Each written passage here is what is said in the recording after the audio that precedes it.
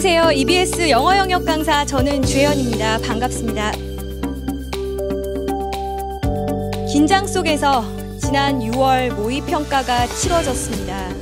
제가 우리 수험생들에게 감히 해서는 안 되는 금기의 질문을 지금 해보려고 합니다. 여러분 시험 잘 보셨습니까? 잘 보셨다면 축하드립니다. 좋은 성적을 받아서 라는 이유도 있겠지만 적어도 우리 남은 기간 동안 조금은 더 기분 좋게 그리고 자신감을 가지고 공부할 수 있을 테니까요. 정말 축하드립니다. 혹시 기대에 조금 못 미치는 등급을 받아서 지금 많이 좌절하고 상심하셨다면 그래도 괜찮습니다. 왜냐하면요.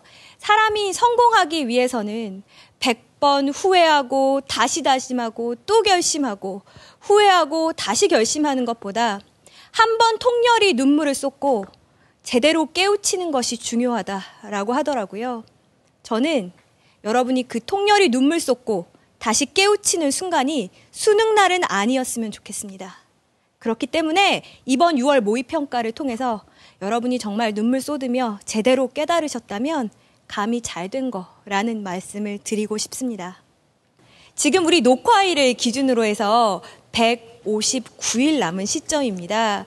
지금 시점에 제가 시작을 해서 무엇을 바꿀 수 있을까요? 라고 이야기할 것 같아서 실제로 숫자를 통해서 좀 여러분에게 보여드리려고 합니다. 제가 여러분을 대신해서 열심히 계산을 해봤습니다.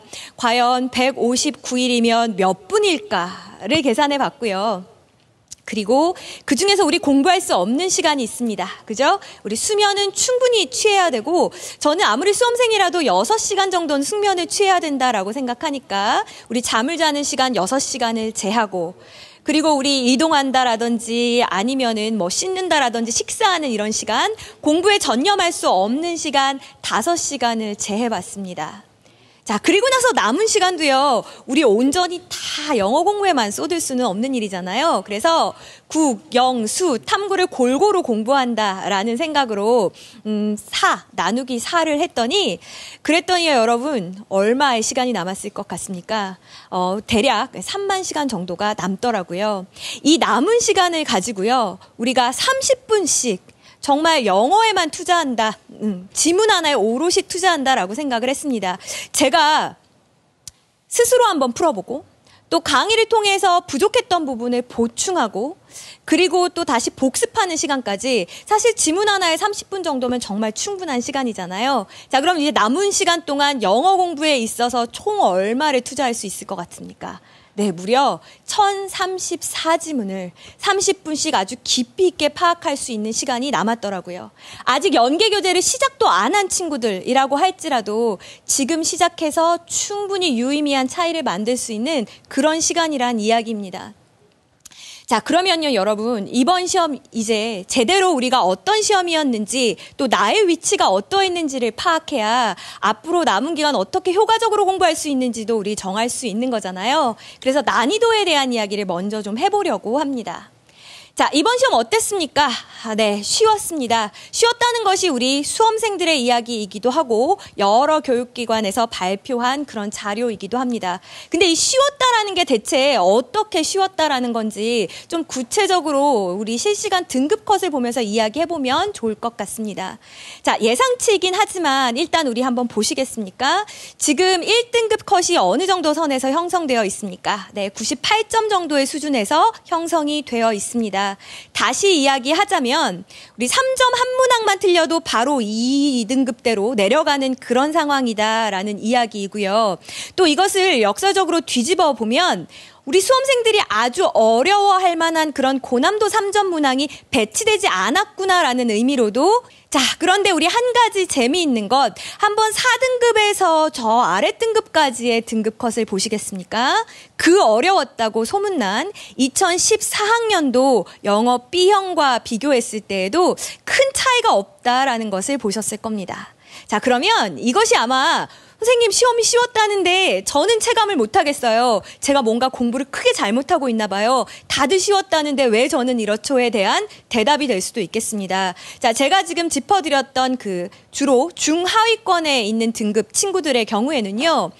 빈칸에 있는 3점 문항은 혹은 간접쓰기 영역에 있어서 우리 주로 고난도로 분류되는 그런 문항들은 쉽게 출제가 되었건 어렵게 출제가 되었건 여전히 어렵게 느끼고 있다라는 겁니다. 그래서 시험이 쉬웠건 어려웠던 간에 계속해서 나는 난이도에 큰 변화가 없는 것 같아 라는 생각을 하셨을 거예요. 자, 그런데 다시 한번 생각해 볼까요? 빈칸 문항 또 간접쓰기 부분 같은 경우에는 우리 EBS 교재가 그대로 직접 연계되고 있는 부분입니다. 그러니까 여러분이 그 부분만 잘 정복하셔도 충분히 등급 업할 수 있는 기회가 있다라는 거죠. 자, 그러면 이제 구체적으로 어떻게 되었다라는 건지는 좀 문항을 보면서 같이 이야기를 해보려고 합니다. 자, 우리 모의평가를 흔히 이제 이정표의 비유를 많이 하죠. 이정표라는 거는 내가 목적지까지가 얼마가 남았고 어떤 방향으로 가야 되나를 보여주는 게 이정표인데 많은 수험생들이 이정표 읽는 방법을 모르는 것 같아요. 그래서 어떻게 공부하는지 아세요? 내가 이거 맞췄네? 2번 할까 3번 할까 하다가 2번 했는데 맞았어. 아깝다. 내가 3번 할까 4번 할까 했는데 4번에서 틀렸어. 자, 이것은 결코 이정표를 보는 올바른 방법이 아닙니다. 여러분이 왜 오답을 내셨는지 사고의 과정을 반드시 역추적하는 것이 필요합니다. 아, 내가 그때 이 단어의 뜻을 정확하게 몰랐지. 그래서 여기서부터 상상의 나래를 펴기 시작했고 그래서 내가 오답을 냈구나. 라든지 아니면 이 문제에서는 A랑 B랑 사실 문맥상 거의 같은 의미였는데 내가 A 따로 B 따로 이렇게 해석을 하다 보니까 빈칸에 대한 어떤 단서를 찾지 못했구나 라는 식으로요. 여러분이 어떤 부분에서 오답을 내게 되었는지 사고의 과정을 역추적해야 된다는 이야기입니다. 그러면 시험이 끝나고 나서 한참 지난 뒤에는 사고의 과정을 역추적하기 힘들겠죠. 그래서 다시 보기 괴로운 시험지지만 반드시 시험이 끝나고 나서 얼마 되지 않아 오답 정리를 해야 된다라고 이야기하는 이유가 여기에 있고 지금 우리 방송을 함께하고 있는 수험생들이라면 반드시 이 오답 정리를 하시길 바라겠습니다. 오답 노트를 만들라라고까지도 이야기하지 않겠습니다. 내가 대체 어떤 부분에서 오답을 내게 되었는지 사고의 과정을 꼭 한번 역추적해 보시라라는 이야기입니다. 자, 일단 우리 이번 영어 영역에 쏟아지는 관심이 대단했습니다. 그 이유 중에 하나는 바로 바뀐 출제 방식 때문이지요. 올해부터 간접 연계하겠다라는 발표가 있었습니다. 특히 이제 대의 파악이라는 유형과 그리고 세부사항 파악이라는 유형에 있어서 간접 연계 방식을 택하겠다라는 발표가 있어서 사실 많은 수험생들이 상당히 불안해하기도 하고 또 궁금해하기도 했습니다. 여러분 대의 파악이라는 것은 이제 대강의 의미를 파악할 수 있느냐라는 능력을 물어보는 거죠. 뭐 요지 파악이라든지 주제 문제라든지 제목 추론 문제가 여기에 해당하는 것이겠고요. 그리고 이제 세부사항 파악이라는 것은 이 지문의 내용이랑 선지의 내용이 일치하니 일치하지 않니를 물어보는 이제 그런 유형들이 되겠습니다. 자, 어떻게 간접 출제되었는지를 제대로 아셔야 앞으로 남은 기간 어떻게 공부해야 될지에 대한 전략이 있습니다. 그래서 우리 지금부터는 조금 더 구체적으로 문항 안으로 들어가서 연계가 어떤 방식으로 이루어져 있는지를 볼 거고요. 그리고 그러므로 우리는 어떻게 준비해야 되는지에 대한 이야기를 동시에 한번 해보겠습니다. 자, 먼저 첫 번째 간접 연계 유형입니다. 자, 지금 문항 보이십니까? 네, 이번 6월 모의평가에 출제되었던 문항이고요. 붉은색으로 밑줄 친 부분이 보이죠. 바로 이 부분이 우리 연계교재에서 그대로 연계가 된 부분이 되겠습니다. 자, 어때요? 맨 첫 문장, 맨 끝 문장 정도를 제외하고는 사실상 거의 내용이 동일하다라고 느끼셨을 겁니다. 어떤 내용의 지문이었냐면 인플레이션이라는 것이 참 골칫거리다. 이 인플레이션 때문에 우리가 어떤 미래를 예측하기가 힘들다. 뭐 이런 이야기였었거든요.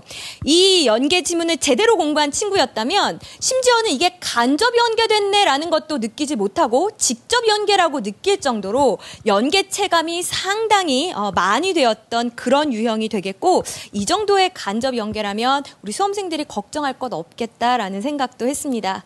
자, 그 다음에 이제 두 번째 간접 연계 유형이 있습니다. 바로 이제 시각자료라는 것을 활용한 유형이 되겠는데요. 우리 시각자료는 뭐 도표 같은 것도 시각자료고요. 뭐 포스터니 광고문, 안내문 뭐 이런 주로 실용자료들도 바로 이제 시각자료에 해당하겠습니다. 자, 그러면 어떻게 연계됐는지 일단 도표 문제를 한번 볼까요?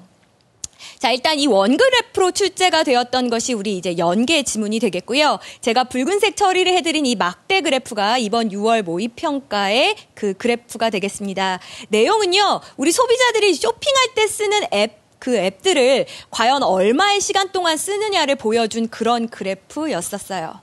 자, 어때요, 여러분? 뭐 이 원그래프로 영어로 묘사한 그 글을 읽고 잘 이해했던 친구가 이거를 막대 그래프로 변형시켜 놓았다 그래서 이 문제 못 풀겠는데 라고 과연 느꼈을까요? 결코 그렇지 않았을 거다라는 이야기입니다.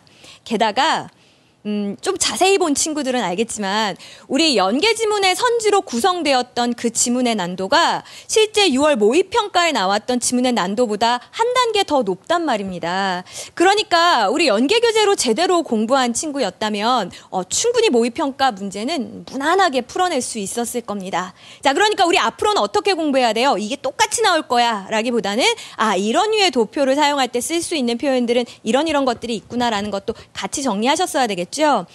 그 다음에 또 어떤 유형도 있었냐면 어떤 포스터, 콘테스트에 대한 이야기가 수록이 되어 있었습니다. 우리 연계 교재에는 포스터 콘테스트로 이렇게 출제가 되었었고요. 그리고 6월 모의평가에서는 에세이 콘테스트로 이렇게 변형되어서 출제가 되었습니다. 또 로컬 팜 투어라고 해서 그 농장 투어하는 것에 대한 내용이 연계 지문에 실려 있었고, 그리고 우리 6월 모평에서는 유진 팜 투어라는 내용으로 출제가 되었습니다. 물론 표현들이 조금 바뀌어 출제가 돼서 다소 체감률이 낮을 수도 있겠습니다만 우리 다시 한번 생각해 봅시다. 이 실용문 유형은 정말 영어의 기초가 약한 친구들도 누구나 자신 있게 풀 수 있는 그런 유형이었기 때문에 여러분들 간접 연계라 할지라도 무난하게 잘 풀어내실 수 있었을 거고, 그러니까 필요 이상으로 겁먹고 두려워할 필요가 전혀 없었다라는 거죠. 자, 마지막 간접 연계 유형을 하나 보여드릴게요. 자, 이번에는 이제 소재를 가지고 간접 연계한 그런 유형이 되겠습니다. 뭐 지금 내용을 자세히 들여다보실 건 없을 것 같고요. 교황 율리우스 2세가 우리 미켈란젤로에게 나의 무덤을 좀 디자인해달라라는 그런 요청을 합니다. 우리 연계 교재에서는 그러다가 잠깐 내 무덤을 설계하는 일은 멈추고 시스티나 성당의 그 천장화를 완성해다오라고 부탁한 내용이 수록이 되어 있었고요. 우리 6월 모의평가에서는 이제 그 교황이 죽고 난 이후의 내용을 다루고 있었습니다. 자, 어떤가요? 지금 이 붉은 박스로 처리된 부분이 우리 연계 교재와 내용이 겹치는 부분이었고, 후반부는 조금 다른 포인트로 서술을 하고 있었습니다만 어차피 여러분이 배경 지식을 가지고 다가가셨다면 훨씬 더 편하게 읽을 수 있는 그런 문제였고, 또 상당 부분 어휘의 사용에 있어서 중복되었기 때문에 연계 체감이 높게 느껴졌을 거라고 생각을 합니다. 또 그 문화 관광에 대한 글도 있었어요. 사실 우리 연계 교재에 있는 그 문화관광에 대한 글은 상당히 난도가 있었거든요. 그래서 한 문장 한 문장 읽어내기도 좀 까다로웠고 전체 글의 어떤 논리의 흐름을 파악하기에도 조금 어려웠습니다. 자, 그런데 이번에 6월 모의평가에서는 똑같이 문화관광이라는 것이 어떤 이점이 있나 이제 여기에 대한 글이었는데, 지문의 논리 전개도요, 우리 수험생들이 좋아하는 그런 구조 있죠. 주제문으로 딱 시작해서 주제문에 대한 근거가 눈에 아주 잘 띄도록 첫 번째 게다가로 보여주는 그런 글의 구조를 취하고 있었고, 또 문장의 난이도도 연계 교재에 비해 훨씬 쉬웠기 때문에 연계 교재를 잘 공부한 친구들은 무리가 없었습니다. 다시 말해서 간접 연계라는 부분에 있어서 평가원은 쉽게 출제하겠다라는 약속을 철저히 지켰고, 게다가 간접 연계임에도 꽤나 체감 연계율을 높게 느낄 수 있도록 그렇게 문항 구성을 했다라는 이야기가 되겠네요. 자, 그럼 이제 간접 연계에 대해 우리가 두려움을 가질 필요 없다라고 했으니까 여러분이 반드시 명심하셔야 되는 건 뭡니까? 그래. 이제 정말 내가 연계 교재에 2번 봤네, 3번 봤네, 4번 봤네, N회독이 중요한 게 전혀 아니라는 거. 내가 이 문제를 풀어서 맞았네, 틀렸네. 그게 지금 무슨 의미가 있습니까? 한 번에 보더라도 두 번에 보더라도 꼼꼼하게 깊이 있게 분석하는 것이 정말 중요하고, 혹여라도 작년에는 해설지 그냥 외우고 첫 문장 보고 내용을 기억해내서 문제를 풀었는데 이런 기억을 가지고 있던 친구들이라면 올해는 상황이 완전히 달라졌다는 거, 정말 제대로 된 영어 공부법으로 공부하셔야 된다는 거 다시 한번 이야기 드리고 싶고요. 우리 사실 하위권 친구들 같은 경우에는 아무리 간접 연계를 쉽게 했다 할지라도 내가 봤던 딱 그 문장이 아니면 좀 어렵게 느낄 수 있잖아요. 그렇기 때문에 어휘와 구문이 갖는 중요성은 상대적으로 더 높아졌다라고 할 수 있겠습니다.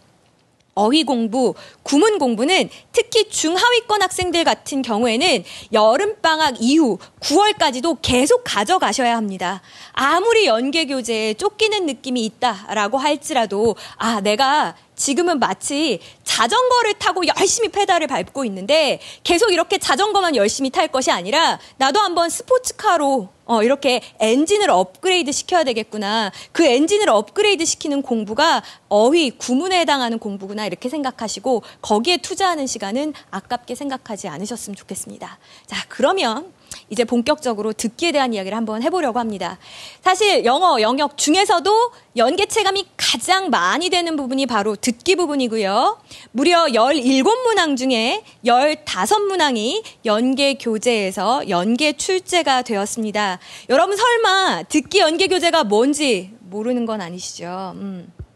고교 영어 듣기라는 책 한 권과 그리고 수능 완성에서도 실전편에 해당하는 부분, 그 부분에 듣기가 수록되어 있습니다. 그 부분이 바로 듣기 연계 범위거든요. 그렇게 많지도 않습니다. 여러분 지금부터 시작하셔도 충분히 5회도까지도 할 수 있는 시간입니다. 그러니까 듣기에 있어서만큼은 내가 연계 교재로 제대로 정복하겠다 생각하시고, 제가 왜 이렇게 자신 있게 말씀을 드리는지는 문항을 좀 보면서 이야기를 해볼게요. 자, 일단은 가장 연계가 잘 드러나는 우리 그림 상황을 가진 그런 문제를 한번 볼까요? 자, 일단 그 붉은색 박스 처리한 부분이 우리 6월 모의평가 그림이었고요. 그 옆에 보이는 그림이 우리 연계 지문에 수록되었던 문제였습니다. 그림 상황이 거의 유사하죠. 마치 다른 그림 찾기처럼 거의 유사합니다. 다만 이제 쓰였던 어떤 표현이나 내용에 있어서 조금의 차이는 있었습니다만 연계 교재를 제대로 공부한 친구들이 절대적으로 유리한 공부였음에는 틀림없습니다. 제가 하나 더 예를 보여드릴게요.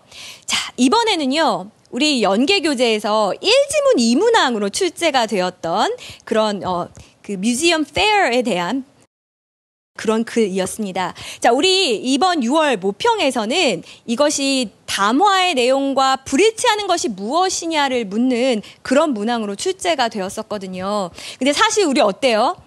대화보다는 담화가 훨씬 더 어렵게 느껴지죠. 근데 대화는 아무래도 주고받으면서 좀 중복도 생기고 쉬어가는 틈도 생기는데, 담화 같은 경우에는 한 사람이 쭉 이야기를 하니까 우리 좀 부담스럽게 느껴지기도 합니다. 또 읽기 같은 경우에 사실 내용 일치불일치 물어보면 너무 감사하죠. 그냥 눈으로 보고 지문이랑 같으냐 다르냐를 찾으면 되니까. 근데 듣기 같은 경우에는 좀 사정이 다릅니다. 꼼꼼하게 듣고 일치하는지 불일치하는지를 판단해야 되기 때문에 사실 부담이 있는 유형이라고요. 자, 그런데 이렇게 연계가 되니까 얼마나 여러분이 마음 편하게 들을 수 있겠습니까? 이번 듣기에 있어서 저에게 가장 변별력 있었던 문항이 뭡니까? 라고 물어보면 계산 문제다라고 이야기하고 싶습니다. 실제로 듣기에서 틀린 많은 친구들이 계산 문제에서 이번에 실수를 저질렀죠. 그런데 이 계산 문제조차도 그대로 연계 교재에서 연계가 되었단 이야기입니다. 자, 그러므로 우리가 이제 앞으로 듣기를 공부하는 데 있어서는 어떤 태도를 가져야겠습니까? 일단 듣기 연계 교재의 정말 무한 반복이라고 생각하시면 되겠어요. 뭐 아직도 이런 친구들이 있어요. 감을 키우기 위해서 여러 가지 다른 문제집을 풀어보겠다라든지, 기출 문제가 좋으니까 기출을 여러 번 보겠다라든지 이런 이야기를 하는 친구들이 있습니다. 네, 다 좋은 공부 방법입니다. 시간만 많으면요, 우리가 뭔들 못하겠습니까?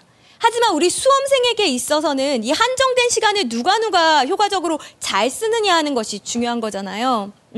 그러니까 감히 제가 말씀드릴 건데, 듣기는 연계 교재만으로도 여러분 충분히 만점 받으실 수 있습니다. 그러면 반복을 하는 건 좋은데 어떻게 반복해야 되는지에 대한 방법도 상당히 중요하겠죠.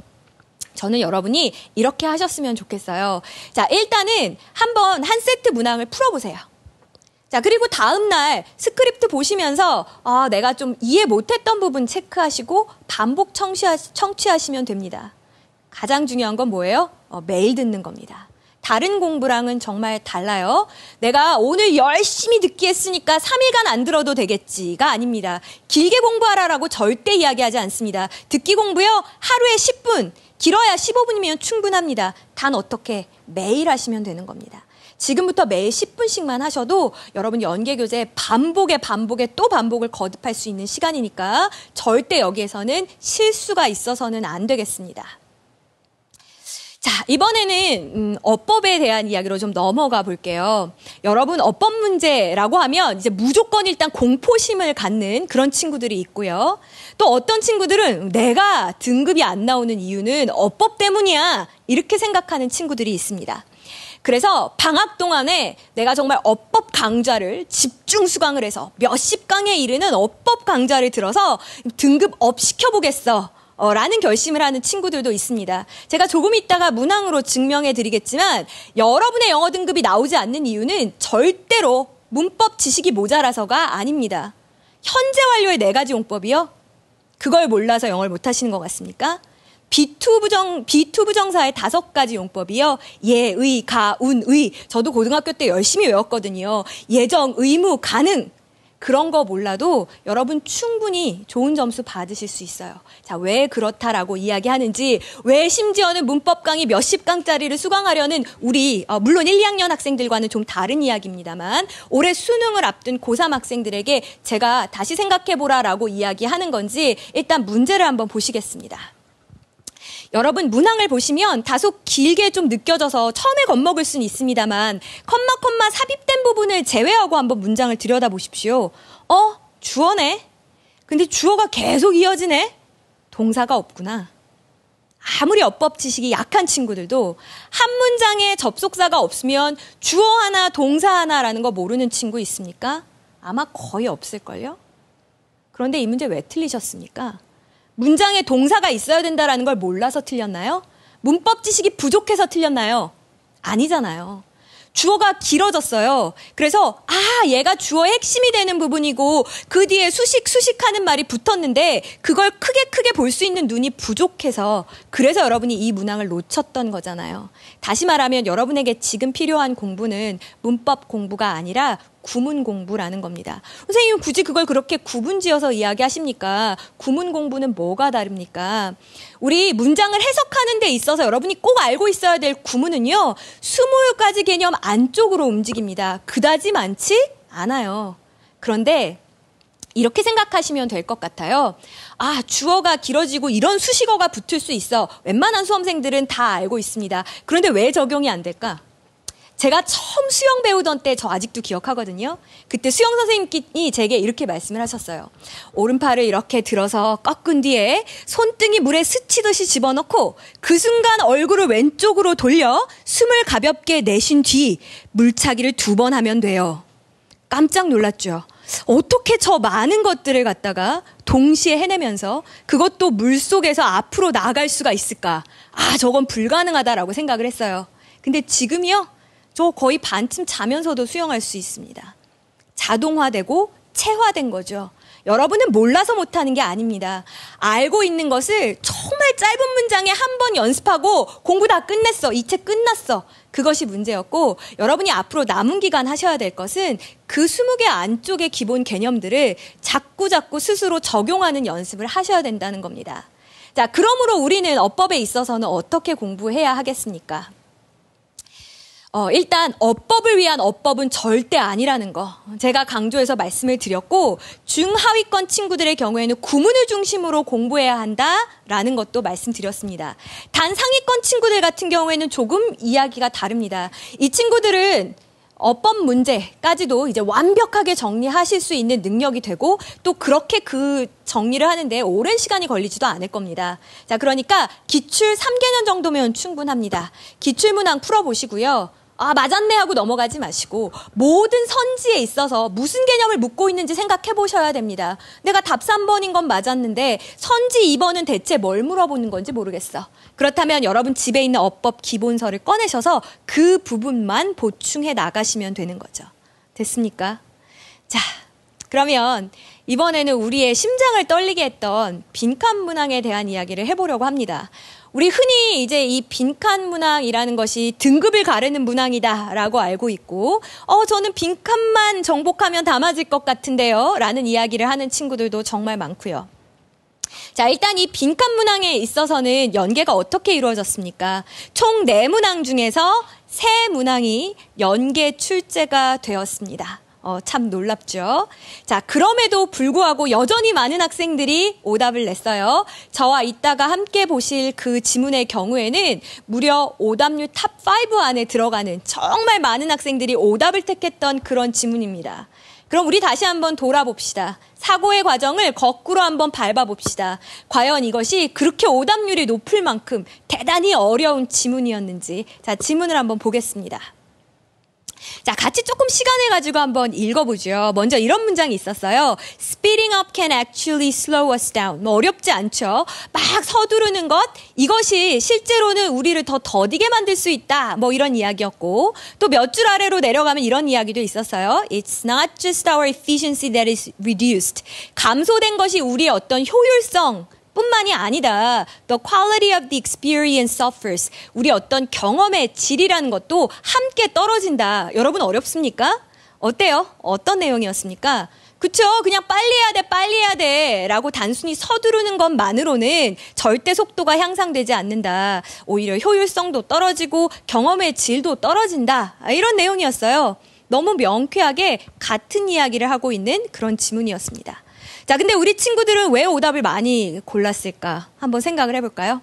실제로 이 빈칸 살짝 앞쪽에 있는, 바로 앞에 있는 문장 때문에 막 흔들리면서, 뭐야, 이게 이 이야기가 아니었나? 그러면서 갑자기 다른 정답을 골랐다고요. 그래서 많은 친구들이 오답으로 이동을 했단 말입니다. 여러분, 빈칸이 핵심어를 묻고 있다라는 거는 누구나 아는 상식인데, 그리고 이미 글의 전반부, 중반부까지를 통해서 이 글이 말하고자 하는 바가 뭔지도 아는데, 그런데 왜 갑자기 빈칸 앞에 그 문장, 제대로 해석하지도 못한 그 문장에 흔들려서 오답을 찾으셨습니까? 왜 그랬나요? 여러분은요, 생각하면서 읽지 않으셨어요. 하나하나 급한 마음에 쫓기듯이 번역만 했어요. 그러니까 바로 앞에 무슨 이야기가 나오느냐에 따라 흔들리면서 오답을 고르는 겁니다. 자, 그러므로 우리는 이 빈칸 문항 어떻게 준비해야 되겠습니까? 일단은 가장 먼저 하셔야 될 것이, 표현은 다 다르지만 실제로 같은 이야기를 하고 있는 핵심어구나. 이런 걸 우리 paraphrasing이라고도 하고 말바꿈이라고도 하죠. 이 말바꿈을 빠른 시간 안에 정복하시는 것이 흔들림 없는 만점으로 가는 가장 확실한 길입니다. 또 하나, 특히 우리 상위권 친구들 같은 경우에는요, 우리 수능이 선호하는 글의 논리 구조라는 것이 8개, 많아야 10개 안쪽입니다. 그러니까 이제 어느 정도 문장 번역에 있어서는 부담 없는 수준까지 올라오셨잖아요. 그렇다면 한 번쯤은 이번 여름방학을 이용해서 지문의 전개 구조를 정리하시는 것이 굉장히 의미 있는 작업이 될 거다라는 겁니다. 그래야 쫓기듯이 읽고 바로 앞에 한두 문장에 흔들리거나 모르는 단어 한두 개에 흔들려서 오답을 내는 경우가 없어질 거다라는 이야기가 되겠죠. 자, 그러면 우리 이제 좀 본격적으로 고난도 문제에 대한 이야기를 좀 나눠보려고 합니다. 제가 이제 가장 많은 수험생들이 오답을 택한 그런 문항, 오답률 탑5를 보여드릴 건데요. 일단 한번 보시죠. 네, 문항의 배치가 다음과 같고, 놀라운 사실은 오답률 2위, 3위, 4위를 차지했던 이 문항들은 EBS 연계교재가 그대로 출제가 된 직접 연계 문항이었다는 겁니다. 우리는 마치 간접 연계하면 틀릴 것 같고 그대로만 내면 다 맞출 것 같았는데 그렇지도 않더라라는 이야기입니다. 자, 그럼 여러분이 생각하셔야 될 거는 뭡니까? 제가 봤을 때 이제 2, 3, 4위 같은 경우에는 물론 아직 연계 교재를 다 끝내지 못해서 내가 미처 공부한 범위 밖에 나와서 그럴 수도 있고요. 혹은 맞았다 틀렸다에만 집착하시고 진도에만 연연한 공부를 해서 그래서 오답률이 이렇게 높았을 수도 있다라는 겁니다. 분명히 공부했던 지문인 것도 다 뻔히 기억이 나는데 그럼에도 불구하고 이번에 문장 삽입의 자리 못 찾으셨잖아요. 왜 그런 거예요? 이 글의 필자가 자신의 논리를 어떤 방식으로 전개하고 있는지는 전혀 생각하지 않았어요. 그냥 모르는 단어 외우고 어려운 문법 나오면 그 문법 정리하는 데만 급급했다고요. 이제부터 좀 달라져야 하겠습니다. 자, 그럼 고난도 문항 중에 특히 이제 1위를 차지했던 문항이 있었습니다. 다소 좀 의외라고 생각했던 것이 1지문 2문항 장문 독해에서 나왔던, 그중에서도 빈칸으로 나왔던 문제거든요. 과연 이게 왜 이렇게 오답률이 높았는지 잠깐 한번 같이 볼게요. 자, 문항을 한번 보시죠. 뭐 글의 내용도 어렵지도 않았고 뭐 지금 이 문제를 자세히 볼 필요도 없습니다. 그 내용은요, 우리 어린 아이에게 먹기 싫은 음식을 억지로 먹게 하는 거 이거 좋지 않다. 너 다 먹을 때까지 아무 데도 못 가? 너 그거 다 먹어야 디저트 줄 거야? 이런 류의 양육법은 절대로 이게 좋은 것이 아니다라는 내용이었어요. 내용은 너무 명명백백했거든요. 대부분의 수험생들이 이해했을 겁니다. 자, 그런데 왜 오답률 1위를 차지했을까요? 선지 한번 보시겠어요? 1번 counterproductive, 2번 beneficial, 3번 invaluable, 4번 unconventional, 5번 constructive. 어떤 생각이 드십니까? 어렵죠? 단어를 몰랐어요. 세상에 이렇게 억울할 때가 있습니까? 그 긴 장문 독해를 다 해내고 선택지의 단어를 몰라서 틀렸다는 겁니다. 그러면 우리 친구들은 굉장히 당당하게 이렇게 얘기해요. 아, 선생님 제가 독해 다 했거든요. 어려운 내용 아니더라고요. 근데 단어를 몰라서요. 그것이 제 생각에는 지문 해석을 못해서 틀린 것보다 훨씬 더 부끄러운 일이라고 생각합니다. 자, 왜 이렇게 제가 단어를 강조하는지 조금 더 구체적인 것으로 한번 보여드리겠습니다. 지난 2014년도에 교육부가 사교육 경감 및 공교육 정상화 대책이라는 것을 발표했습니다. 그래서 2014학년도에 5,688단어이던 어휘 수준을 2016학년도에는 3,500단어 수준까지 끌어내리겠다라는 약속을 한 겁니다. 혹시 여러분 연계교재 꼼꼼하게 공부했던 친구들은 아마 느끼셨을 겁니다. 어휘의 난이도를 낮추기 위한 평가원의 피나는 노력을요.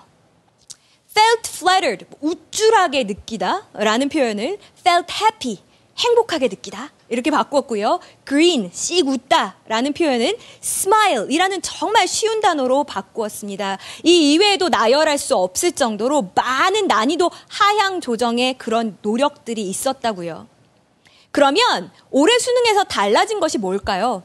이제까지는 여러분이 아무리 열심히 공부를 하셨었어도 시험장에 가면 모르는 단어 한두 가지쯤은 맞닥뜨릴 수밖에 없는 상황이었습니다. 그런데 올해 시험은 전혀 달라요. 여러분이 어휘에 조금만 정성을 쏟으신다면 100% 아는 단어로만 이루어진 시험지를 만날 수 있다는 이야기입니다. 이런 하늘이 준 기회에서 여러분은 왜 선택지 단어를 몰라서 해석을 다 하고 오답을 고르는 그런 우를 범하십니까? 저는 여러분이 이번에 정말 통렬하게 반성해야 된다고 생각합니다. 3,500단어요? 한번 가정해 봅시다. 정말 어휘에 대해서 아무런 기초도 없는 학생이라고 생각을 해볼게요. 단어 한 번 외워요? 당연히 기억 안 나죠. 머리가 나빠서가 아니고 누구라도 기억 못합니다. 단어 2번 외워요? 생각 안 나요. 밑 빠진 독에 물 붓기 같습니다. 단어가 외운 것이 내 눈에 확 들어오기 시작하는 시점은 3회독하는 시점부터입니다. 그러면 3,500단어를 3번 본다라고 생각을 하고 남은 일수로 나누었더니 하루에 60단어? 65단어면 여러분 충분히 단어 공부할 수 있는 시간이더라라는 겁니다. 그러면 쌤, 제가 이제부터 60단어, 65단어 하겠습니다. 대체 뭘 갖고 하면 되나요? 상위권 친구들 같은 경우에는 연계교재에 있는 단어들만 가지고 정리하시는 것으로도 충분합니다. 단, 중하위권 학생들은 조금 이야기가 틀려요. 왜냐하면 아직 아주 기본적이고 핵심적인 어휘인데도 모르고 있는 어휘들이 있고 이 어휘들을 먼저 외우는 것이 급선무입니다. 그렇기 때문에 5대5 정도의 비율을 가지고 자신이 가지고 있는 단어집으로 공부하시고 나머지 절반은 연계교재 단어를 정리하는 데 쓰십시오. 자, 이렇게 이야기하면 선생님 연계교재에도 모르는 단어 투성이인데 어떻게 그 절반만 투자해서 제가 단어를 정복할 수 있겠습니까? 이런 이야기를 합니다. 하지만 저는 이렇게 생각을 해요. 여러분이 연계교재 정말 제대로 공부하신다면 그러면 충분히 키워드의 반복이 일어날 거고 그런 과정을 통해서 굳이 머리 싸매지 않고 공부하더라도 여러분이 정복해 나갈 수 있다라는 이야기입니다. 어휘 공부하시는 거 절대 잊지 않으셨으면 좋겠습니다. 자, 그러면 이제 우리가 앞으로 어떻게 공부해 나가야 하느냐라는 것이 정말 중요하겠죠. 그래서 우리 흔히 수험생들이 보이는 특히나 재학생들이 보이는 공부의 패턴을 그래프로 한번 보여드리려고 합니다. 자, 보통 보시면 6월 모의평가 전에 벼락치기 공부하듯이 바짝 공부하시죠. 그러다 그래프가 뚝 떨어집니다. 왜? 내가 열심히 했는데 기대에 못 미쳐서 실망했거든요. 그러다 다시 그래프가 올라가죠. 왜요? 기말고사 시험 내신이 중요하니까요. 자, 기말고사 끝났습니다. 모든 긴장감이 풀어지고 더워요. 여름방학 한답니다. 공부가 손에 잡히지 않아요. 그래서 기말고사 이후에 일주일, 열흘에 해당하는 그 기간들을 마냥 교실에서 방학 계획 세우는 데만 보냅니다. 오로지 계획만 세워요. 자, 그러다가 방학이 시작되죠. 방학이 시작되면 공부 열심히 합니다. 누구나 열심히 한다라는 게 문제죠. 또 방학이 길지 않고 3주 남짓하다라는 것도 문제입니다. 자, 이렇게 열심히 방학을 보내고 와서는 바로 중간고사를 실시하는 학교들도 있고 9월 모평이 바로 앞이다라고 느끼실 겁니다. 자, 이렇게 9월 모평을 보고 나면 실제적으로 수능에 집중하기가 아주 힘들어지고 이 이후에 사실 수능을 놓아버리는 친구들이 많습니다. 갑자기 왜 그래요? 수시 원서 쓰는 기간이거든요. 그래서 자기소개서 같은 걸 막 쓰기 시작합니다. 저는 우리 친구들이 무슨 아래서만 태어나지 않았지 박혁거세인 줄 알았습니다. 자신이 지나온 삶을 막 미화해서 쓰고 자기소개서를 쓰다 보면 왠지 이미 대학에 합격한 것만 같고 해도 나오지 않는 수능을 붙잡고 있느니 방향을 선회하는 것이 나은 것 같고 이래서 실제로 많은 학생들이 재도전을 할 수밖에 없었던 그 이유가 바로 이 9월 모평 이후의 시기부터고요. 그러다가 찬바람 불고 정신 차리기 시작하면 이미 늦었죠. 그러니까 제가 지금 드리고 싶은 말씀은 무리해서 공부하라라는 게 아닙니다. 한결같이 하십시오. 모든 사람이 저지르는 이런 실패의 유형을 왜 또 그대로 답습하려고 하십니까? 여러분 정말로 특히 기말고사 이후에 이렇게 공부의 그 패턴이 뚝 떨어지지 않도록 한결같이 공부하셨으면 좋겠습니다. 자, 그럼 이제 한결같이라는 게 어떻게 공부한다라는 건지도 아마 궁금하실 겁니다. 반수하는 대학에 다니다가 다시 도전하기로 결심한 친구들이라든지 아니면 저는 사실 이 친구들이 특별히 공부를 안 해서라고 생각하지는 않습니다. 나름 공부를 열심히 하려고 했는데 기본기가 약해서 수능 특강에 있는 지문들조차 소화하기 너무 힘들어 남들보다 더디게 갔던 친구들이 있을 겁니다. 자, 그런 친구들이 아직까지 수특 공부가 끝나지 않았다라고 생각해 봅시다. 그래도 시간이 충분합니다. 6월, 7월 초까지 수특 공부하십시오. 인수 1이요. 여러분 가볍게 공부하실 수 있습니다. 우리 수특이 히말라야산을 등반하는 느낌이었다면 인수 1 같은 경우에는 지리산 등반 정도의 느낌으로 가실 수 있을 겁니다. 7월 달 안에 충분히 공부하실 수 있고요. 8월에 인터넷 수능 2를 공부하시고 그리고 9월에 수능 완성 공부하십시오. 그리고 나도 어때요? 10월, 11월 수능 전까지 복습할 시간 충분히 있습니다. 다만 제가 드리고 싶은 이야기는 여러분 구문 공부를 여름방학 끝날 때까지 병행하셔야 된다라는 겁니다. 제가 앞서 초반에 엔진을 업그레이드 하십시오라는 이야기 했죠. 여러분이 연계교재 진도가 빨리 나갈 수 없는 이유가 기초 체력에 있다면 그걸 다지는 시간을 꼭 가지셨으면 좋겠다라는 겁니다. 또 지금 인터넷 수능 1을 공부하고 있는 친구들 대체적으로 아마 중위권 친구들이 많을 겁니다. 잘하고 계십니다. 자, 6월달 안으로 인터넷 수능 1 끝내시면 되고요. 7월에 인터넷 수능 2 보시고 8월, 9월에 걸쳐서 수능 완성을 하셨으면 좋겠습니다. 교재가 나왔다고 내 마음이 같이 빨라질 필요는 없습니다. 선생님 왜 수능 완성을 2달이나 잡으셨나요? 왜냐하면 방학에 조금 시간이 있을 때 이 친구들도 구문 공부를 해야 되기 때문입니다. 중위권이라고는 하나 아직도 문장이 길어지면 헤매는 부분이 생기죠. 반드시 극복하셔야 흔들림 없는 점수를 받을 수 있습니다. 자, 지금 인수2까지 다 끝났거나 인터넷 수능 2를 공부하고 계신 친구들은 정말 잘하는 친구들이고 연계교재 지문을 소화하는 데 있어서 큰 어려움이 없는 비교적 상위권의 친구들일 거라고 생각합니다. 자, 그러면 조금 학습법이 달라져야 되겠죠. 수능 완성까지 출시 시기에 맞춰서 빨리 끝내십시오. 그리고 나서 중간고사 기간을 이용해서 어법, 기출을 한번 정리해 주시고 그리고 내가 특별히 약한 유형이 있다. 단락 순서라든지 아니면 빈칸이 약하다라고 하면 9월 정도에 집중 연습하는 시간을 가지셨으면 좋겠습니다. 네, 이렇게 해서 저와 어떤 시기에 어떤 과제를 가지고 어떻게 공부해야 되는지에 대한 이야기를 했습니다. 이제 정말 등급에 상관없이 모든 학생들이 연계교재를 공부할 때 밟아야 되는 순서에 대한 이야기를 간단히 드리고 제 이야기를 마칠까 합니다. 여러분, 연계지문을 공부할 때 있어서는 시간 재고 푸십시오.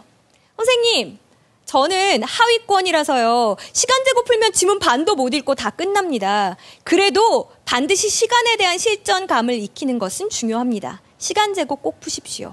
다만 시간 재고 풀자마자 해설지로 달려가는 것, 그것은 아니죠. 어떻게 하셔야 되겠습니까? 다시 한번 정독하는 과정이 필요합니다. 사전 찾아도 좋고요. 시간 충분히 투자하셔서 필요한 만큼 고민하십시오.